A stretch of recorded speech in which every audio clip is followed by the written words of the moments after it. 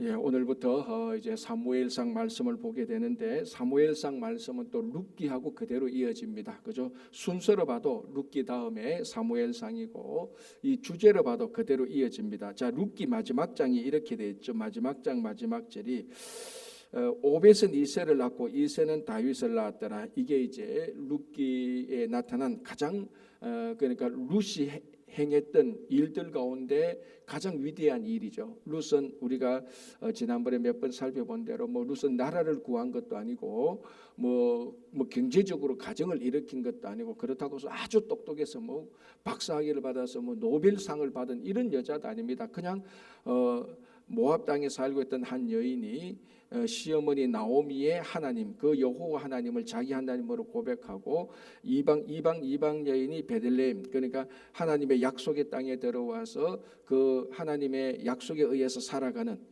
그렇게 해서 하나님께서 정한 역사와 섭리에 따라서 보아스를 만나서 결혼하고 행복하게 잘 사는 것, 이게 답니다. 그러니까 어떻게 보면 지극히 평범한 이야기입니다. 좀 특이하다면 이방 여인이 유대 땅에 와서 유대 남자를 만나서 결혼하고, 이방 여인이 유대 남자를 만나서 결혼했다는 게 여기 좀 특이한 것이지, 그 다음에 보면은 늘 일상 속에서 일어날 수 있는 겁니다. 그래서 아이를 낳고 행복하게 산 겁니다. 정말 어떤 특이한 점이 없는데, 이 가운데, 이 평범한 가운데서 룻이 낳은 그 자녀들 가운데 이제 룻기 4장을 보면 다윗을 낳았다라고 룻기가 끝이 나고 있습니다. 자, 이 다윗은 이스라엘 왕 가운데서 지금 또 이스라엘 백성들이 가장 위대한, 가장 모범이 되는 지도자로 삼고 있는 사람입니다. 여러분 잘 아시다시피 이스라엘의 국기 가운데 이스라엘 국가도 육각형으로 된 거 있지 않습니까? 삼각형 두 개 이렇게 뭉쳐 놓은 거, 그거 이름이 바로 다윗의 별 아닙니까? 그러니까 이스라엘의 국기에 다윗이 들어갈 정도로 이스라엘 사람들은 다윗을, 자기들이 다윗이 다스린 땅, 다윗이 통치할 때 가지고 있었던 땅, 그것을 회복하는 것도 하나의 모델이고, 다윗처럼 나라를 다스리는 것이 가장 좋은 지도자였다라고 생각하고 있습니다. 자, 그럼 그 다윗이 누구 몸에서 나느냐? 약간만 따라 올라가면 그게 바로 룻이 있었다는 겁니다. 그러니까 룻기는 사사시대의 가장 이상적인 성도의 모습을 보여줌과 동시에 이 룻을 통해서 가장 이상적인 하나님의 지도자가 태어났다는 것을 보여주고 있습니다. 이게 룻기가 가장 룻기에서 나타난 룻이 가장 위대한 일을 했는 것입니다. 자, 그러면 이제 이렇게 해서 사무엘상으로 이어지는데, 사무엘상에는 사무엘상에는 세 인물이 주인공으로 나타납니다. 사무엘, 사울, 다윗. 그리고 사무엘과 다윗은 또 사울과 사무엘은 다윗으로 또 다윗에 가서 결론이 나는 겁니다. 룻기에서 다윗이 낳았더라. 자, 다윗이 태어났습니다. 그러면 사무엘서는 이 다윗이 어떤 인물이었으며 이 다윗이 어떻게 하나님의 사람의 모범을 보였는가, 그걸 보여주는 겁니다. 그래서 룻기에서 사무엘상, 사실은 사무엘상하지만 사실은 다윗의 이야기가 가장 중요한 내용 아닙니까? 그래서 이제 이 사무엘상으로 자연스럽게 이어지는 건데, 다윗이 나타나기 전까지 먼저 사무엘이 나타나고, 그 다음 사울이 나타나고, 그 다음 이제 다윗이 나타나는 이런 이제 긴 여정을 우리가 사무엘상, 사무엘하를 거쳐서 우리가 같이 한번 보도록 하겠습니다.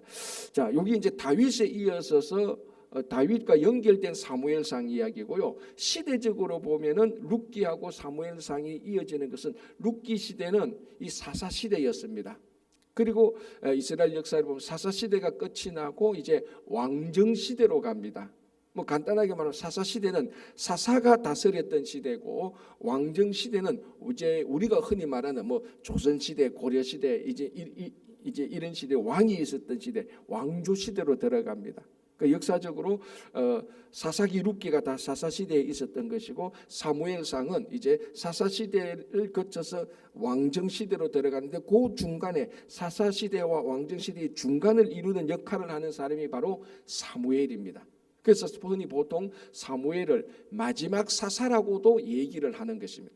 자, 우리가 사사기를 통해서 마지막으로 나타난 사사는 누구였죠? 삼손이었죠. 삼손.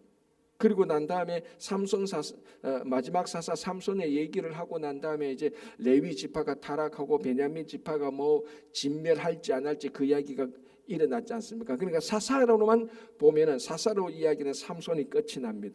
근데 사무엘상에 나타난 이제 사무엘이 나타나는데 이 보통 사무엘을 마지막 사사다 또는 첫 번째 선지자다 이렇게 얘기합니다. 그러니까 마지막 사사하면서 첫 번째 선지자. 그러니까 이 사람이 사울이 나타나기까지 그 나라를 다 하나님의 뜻에 의해서 다스리고 있었던 사람. 그래서 사사시대의 바톤을 사울에게 넘겨준 사람. 이 사람이 바로 사무엘입니다. 그래서 오늘 이제 사무엘상의 첫 번째는 사무엘이 탄생하는 것들을 우리들에게 보여주고 있는데 그것부터 이제 우리가 먼저 한번 보겠습니다. 자, 1장 1절. 에브라임 산지 라마다임 소빕에 에브라임 사람 엘가나라 하는 사람이 있었으니, 자, 이 엘가나는 이제 우리가 2장 3장을 보면은 사무엘의 아버지가 되는 사람입니다. 자, 엘가나라는 사람이 있었으니 그는 여로함의 아들이요 엘리후의 손자요 도후의 정손이요 숲의 현손이더라. 그러니까 한 사람을 소개할 때 4대 위로부터 소개하는 겁니다. 현손, 정손, 그러니까 그리고 손자, 그리고 아들. 그러니까 한 사람을 소개할 때 이 사람의 족보를 몇 대까지 올라가느냐에 따라서 그 사람이 얼마나 유력했는지, 얼마나 영향이 있었는지, 얼마나 높은 지위에 있었는가를 보여줍니다. 그러니까 이 엘가나라는 사람은 4대 위까지 조상을 4대 위까지 언급하면서 엘가나를 말하는 것을 보면은 이 엘가나도 굉장히 유력한 사람이었다는 것을 알 수 있습니다. 그렇죠? 여기 보러 아버지가 나오고 아버지 여호람이 나오고 할아버지 엘리후가 나오고 정조 할아버지 도후가 나오고 고조 할아버지 숲이 나오고, 그러니까 고조 할아버지로부터 쭉 나오는 겁니다. 그만큼 이제 엘가나가 그 당시 그 지역에서 에브라임 산지 이 지역에서 굉장히 유력한 사람이었다라는 것을 얘기하고 있습니다. 자, 2절에 그에게 두 아내가 있었으니, 자, 왜 두 아내가 있었을까라는 것을 이제 알 수 있습니다. 두 아내가 있었으니 한 사람의 이름은 한나요, 한 사람의 이름은 버닌나라. 자, 먼저 한나가 나오고 그 다음에 버닌나가 나옵니다.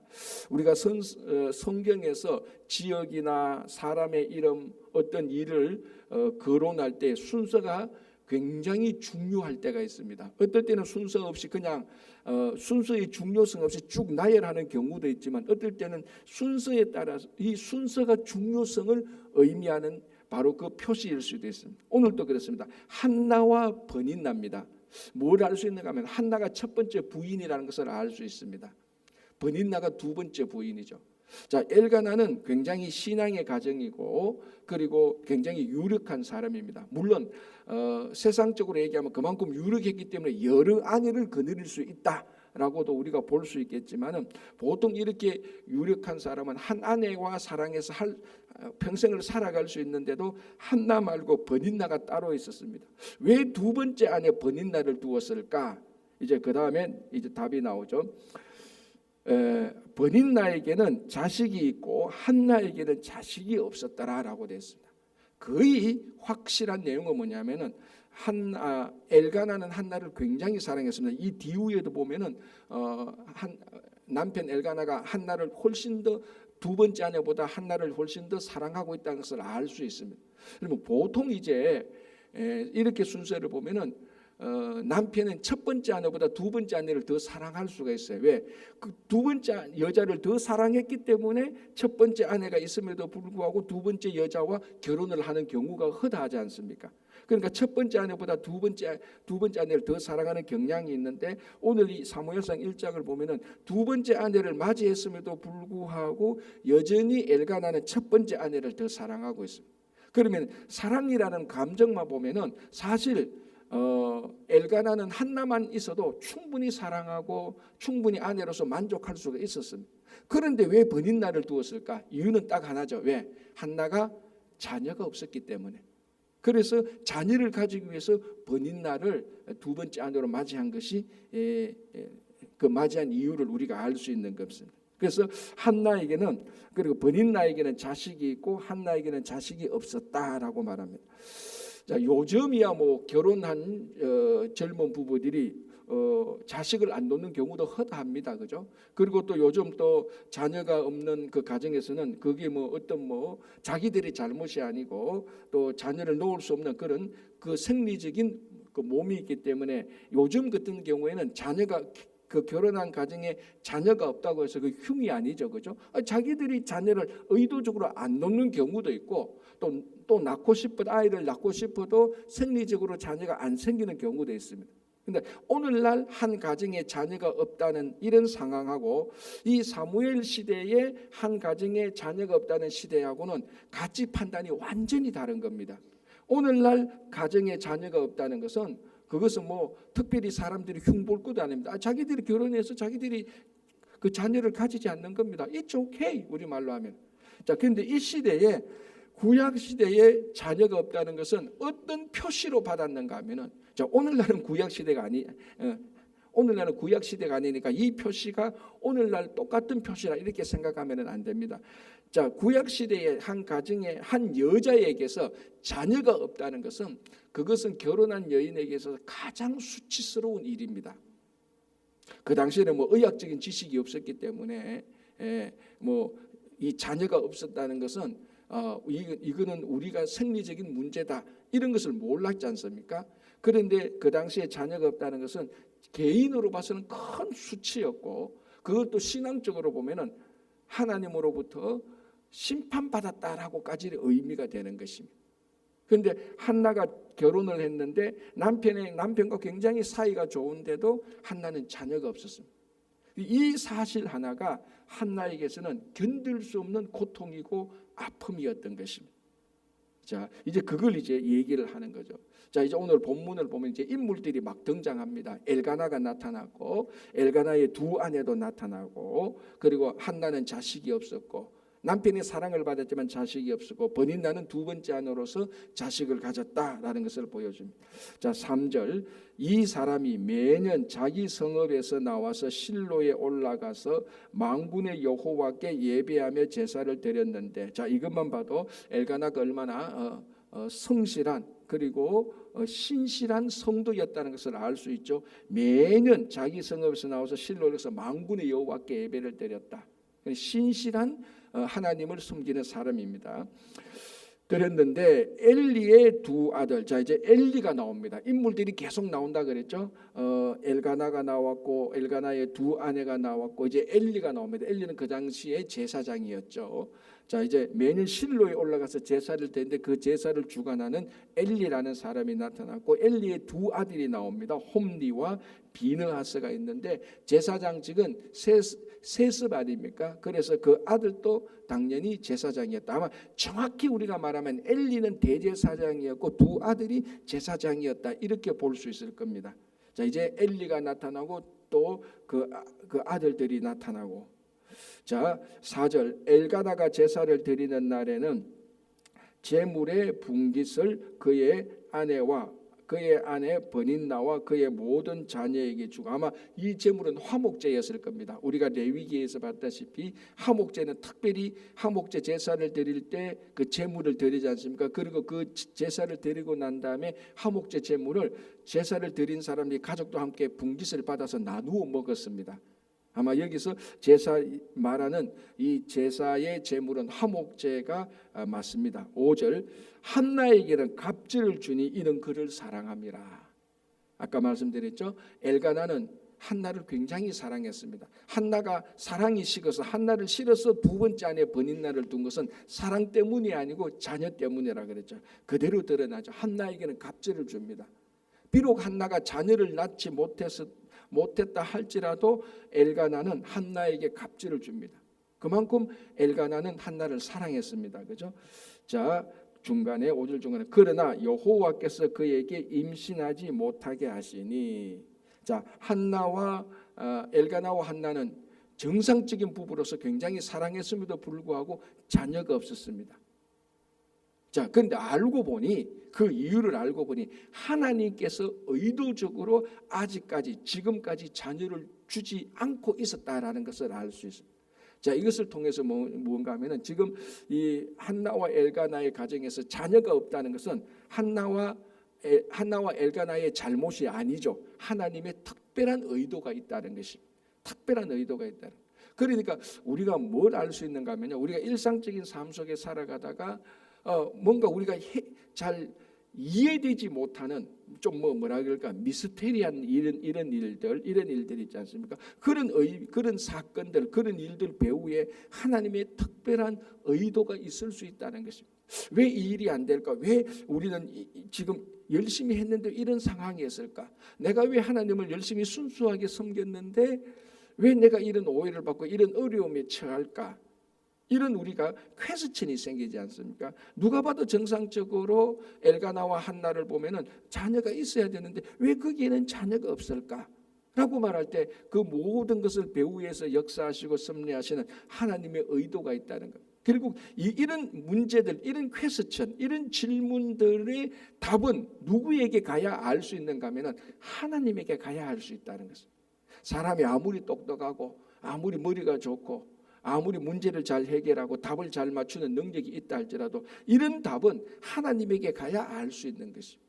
그래서 우리 삶에 잘 우리가 알 수 없는 일들, 오랜 고민들, 이것을 풀어줄 수 있는 분은 하나님밖에 없습니다. 그래서 여호와께서 그에게 임신하지 못하게 했다라는 것을 하나님이 대답을 줄 수 있다는 것이고, 또 하나는 생명의 주관자는 하나님이다라는 것을 알 수 있습니다. 이 생명을 쥐락펴락하시는 분은 여호와 하나님이다라는 것을 알 수 있죠.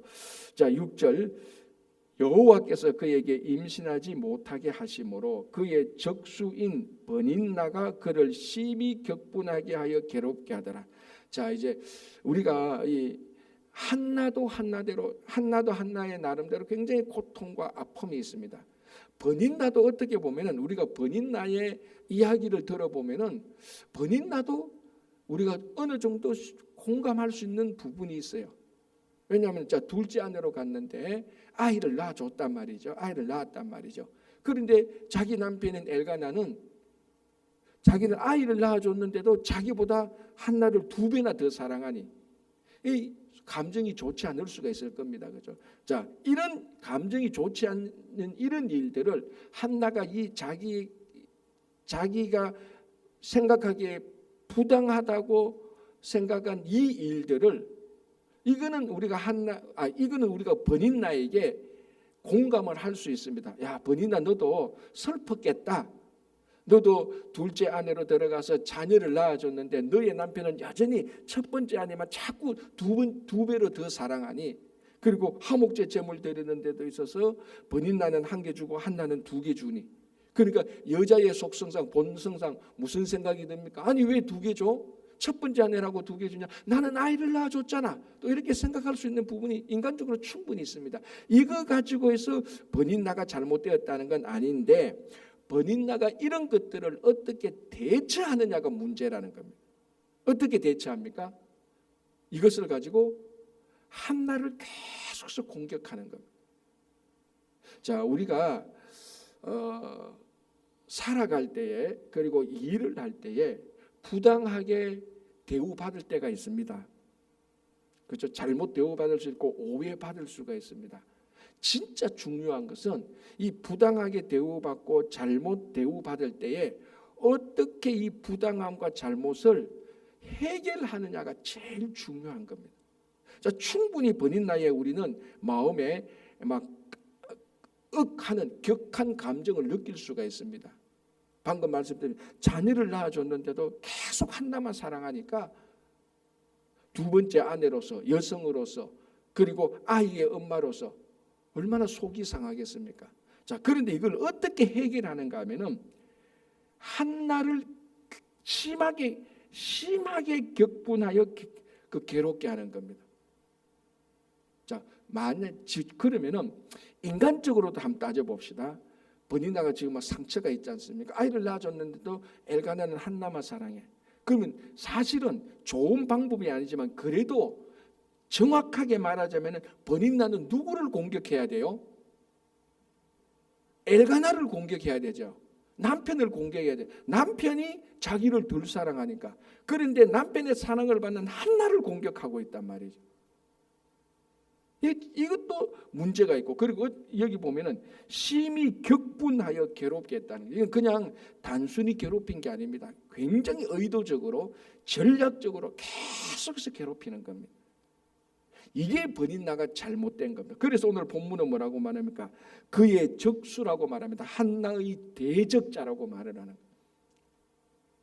이런 일들로 인하여서 버닌나는 누구를 대적해서는 안 되는 겁니다. 이게 버닌나가 굉장히 잘못된 거죠. 우리 성도들도 신앙생활 하다 보면 이런 일을, 그리고 우리 성도들도 삶을 살면 이런 일을 굉장히 많이 당합니다. 자기가 좀 부당하게 당했단 말이죠. 억울한 일을 당했단 말이죠. 이것은 이 사람이 공감을 받아야 되고, 이 사람도 위로를 받아야 되고 돌봄을 받아야 될 사람이 맞습니다.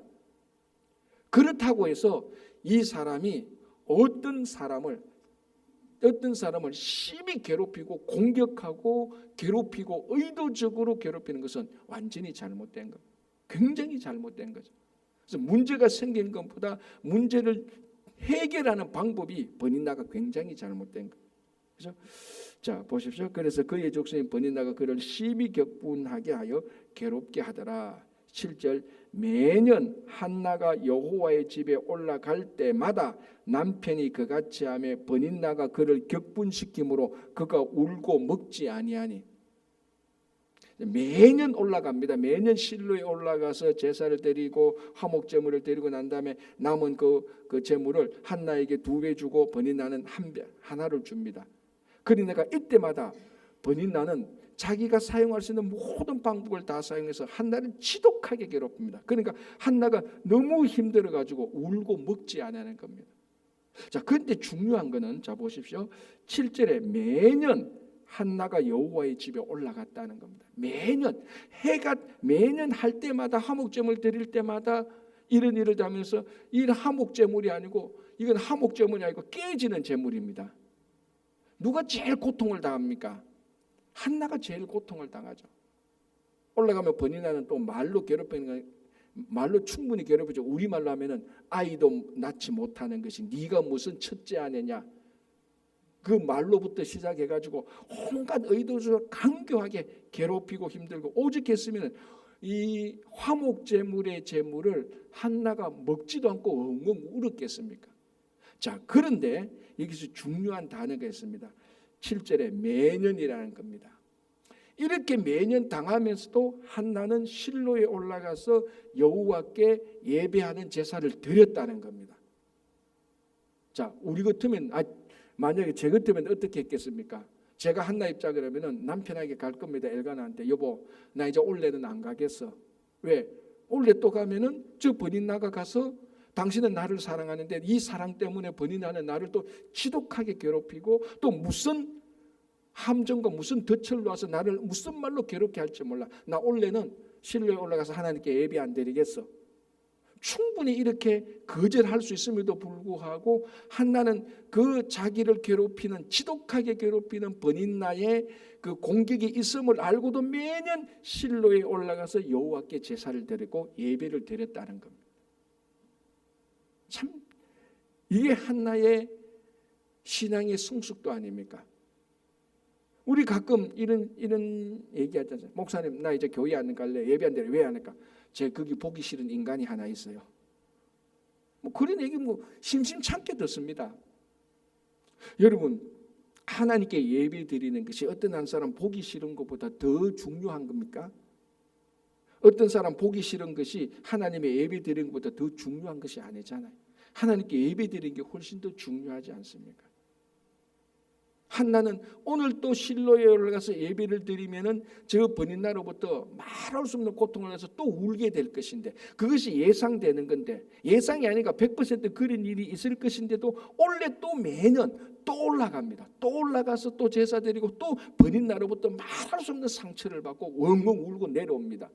아마 이런 생각할 수 있겠죠. 내려올 때 한나가 그러죠. 내년에는 이제 안 올라올 거야. 그런데 또 제사 드릴 때면, 그렇지, 그래도 또 이 실로에 올라가서 하나님께 예배를 드려야지. 그렇게 해서 또 한나가 또 올라갑니다. 거기에는 분명히 자기를 공격하는 돌이 있고 칼이 있고 날카로운 말이 있다는 걸 알면서도 예배를 드리러 올라가는 겁니다. 왜? 하나님께 예배 드리는 것이 더 중요하니까 그렇습니다. 그러니까 어떤 인간적인 방해와 인간적인 술수와 그런 것을 훨씬 더 뛰어넘는 예배를 한나가 드리고 있었다는 겁니다. 매년 한나가 여호와의 집에 올라갈 때. 그래서 우리가 하나님께 예배 드리는 그 우선순위가 한나처럼 있다면요, 어떤 사람의 감정이나 어떤 사람의 관계를 뛰어넘어서 예배를 드릴 수 있는 것입니다. 8절, 그의 남편 엘가나가 그에게 이르되 한나여 어찌하여 울며 어찌하여 먹지 아니하며 어찌하여 그대의 마음이 슬프냐, 내가 그대에게 10 아들보다 낫지 아니하냐 하니라. 이걸 이제 제일 안타까운 사람이 누굽니까? 옆에서 이러지도 못하고 저러지도 못하는 남편 엘가나. 엘가나가 그래 어떻게 하든지 한나를 위로하려고 합니다.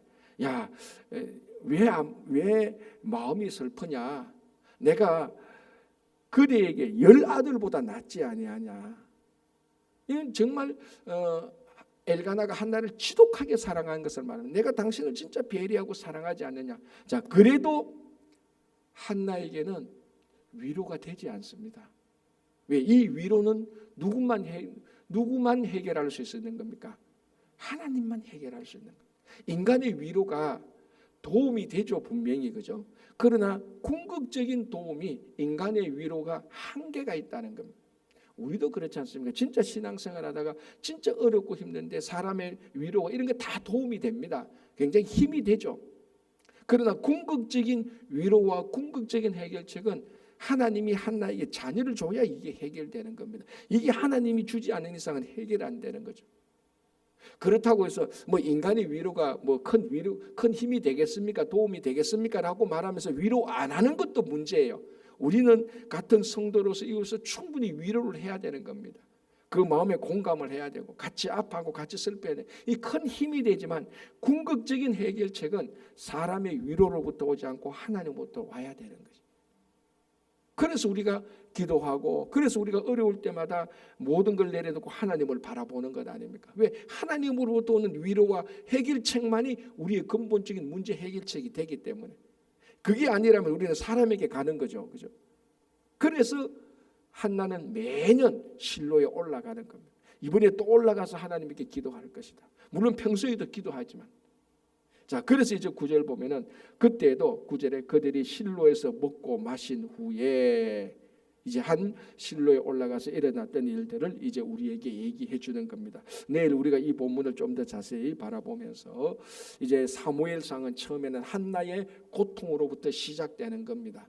자녀가 없는 한나의 고통. 이건 한나의 잘못이 아니라 하나님의 특별한 섭리가 있었다는 겁니다. 어떻게 보면은 욥기에 시작하는 부분하고 좀 비슷합니다. 욥이 막 망하고 넘어지고 깨어지는 것이 욥의 잘못이 아니잖아요, 그죠? 하나님의 특별한 섭리가 있는 겁니다. 여기서 한나도 아이를 갖지 못하는 것이 한나와 엘가나의 잘못이 아니죠. 우리가 보니까 여호와께서 일부러 지금 홀드하고 있는 겁니다, 생명을. 그래서 우리 삶 속에서 잘 이해되지 못하는 것, 다 알지 못하는 것. 그래서 우리가 살고 있는 이 세계에서 우리에게 일어날 일들을 우리는 다 알지 못합니다. 이 모든 알고 있는 열쇠는 하나님에게 있습니다.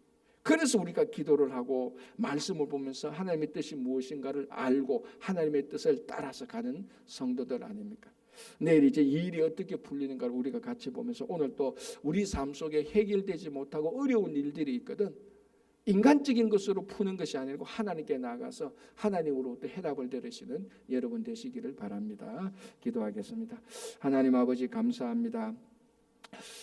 때로는 우리들에게 어려움이 닥치고 시련이 닥치는 것이 우리의 잘못으로 인한 것이 아니라 하나님의 특별한 섭리와 역사로 이루어진다는 것을 오늘 또 볼 수 있습니다.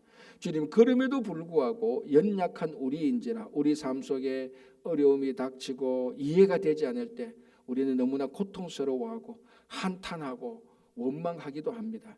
주님, 오늘 우리가 이 한나의 일을 보면서 한나가 잉태하지 못한 것이 한나의 잘못이 아니라 하나님의 특별한 섭리가 있다는 것을 기억하면서 주님, 우리 삶 가운데서 여전히 우리의 일보다 우리의 생각보다 더 위대하신 하나님의 역사와 섭리를 쫓아갈 수 있는 성도들이 다 되게 하여 주시옵소서.